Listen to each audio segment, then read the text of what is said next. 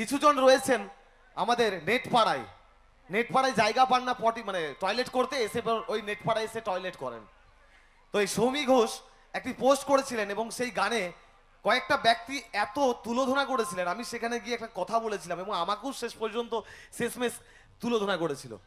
But এইটুকু বলতে পারি, ইনারা যেটা করেন ওনাদের এতটাই ব্যস্ততা টাইম, মানে টলিউড অর্থাৎ আমাদের এই টলিউড জগতে সব থেকে ব্যস্ততম শুধুমাত্র যে অ্যাক্ট্রেস তা না। আসলে আমি কিন্তু বার খাই না জানো তো, ওই জন্য এক্সট্রা করে যে বারগুলো খাওয়াচ্ছ না সেটা এটা আমি আমার নিজের মন থেকে ভাষা ভুলে যাচ্ছে বার খাওয়ানোর, বুঝলে তো? না ওটা না, আমি আসছি যেটা ফ্যাশন ডিজাইনার বলা হয়। জানো তো, যারা সমালোচনা করে, যাদেরকে নিয়ে সমালোচনা করে, সেই সমালোচিত হতেও যোগ্যতা লাগে, জানো তো। মানে তুমি দেখবে নর্মাল রাস্তাঘাটে যারা ঘুরবে তাদেরকে নিয়ে কিন্তু কেউ সমালোচনা করে না। যাদেরকে নিয়ে সমালোচনা করছে তার মানে তাদের মধ্যে একটা কোয়ালিটি আছে, একটা কোয়ান্টিটি আছে, তার সেই জন্য তাদেরকে নিয়ে সমালোচনা করছে। এবং আজকে আশীর্বাদ স্টুডিওর লাইভ চলছে, তো আশীর্বাদ স্টুডিওর মাধ্যমেও আমি ভাইরাল হয়েছে। এখন সত্যি কথা বলতে না, ভাইরাল হতে মানে লোকজনের মুখে সমালোচিত হতে ভালো লাগে। এই যে আমি একটা চিপসের মালা পরে গাইলাম, কেন গাইলাম? তখন আমি আবার জানি আশীর্বাদ স্টুডিও আমাকে আবার ভাইরাল করবে, আবার লোকজন আমাকে নিয়ে কথা বলবে। সত্যি কথা বলতে ভালো লাগে আমার এখন, মানে এখন এইগুলো আমি নিজেও শেয়ার করি, তো ভালো লাগে। চলো তখন এবার দেখো, সবাই তো আর নেগেটিভ বলে না, কেউ কেউ পজিটিভ বলে। আর দেখো পজিটিভ যদি নেগেটিভ হতো তাহলে হয়তো আমি মানে এত লোক সমালোচনা করার পরেও হয়তো আমি মঞ্চে আসতে পারতাম না, যদি সেই ব্যাড নেগেটিভটাই যদি হতো। হ্যাঁ, নেগেটিভের মধ্যেও নিশ্চয়ই পজিটিভ আছে, সেই জন্য দীর্ঘ 4 বছর ধরে মঞ্চ করে যাচ্ছি, ভাইরাল হচ্ছি, ভালোই লাগছে আমার বেশ। তো তোমাদের ভালোবাসার টানে মঞ্চে আসছি, মঞ্চ করছি, নাচছি, গাইছি, বিন্দাস লাইফ। একদম কি বাত, একটু হাতের তালি হোক। বলবে? আচ্ছা, একজন জিজ্ঞেস করছে তুমি কোন ক্লাসে পড়ো? আসছি, গল্প ডায়লগটা বলে নি, তারপরে গল্পের পড়বে। ডায়লগের পর বন্ধুদের দিকে যাব, ঠিক আছে? ডায়লগের পরে গল্পের প্রাণ খুলে, অন্য কিছু নয়, মন প্রাণ।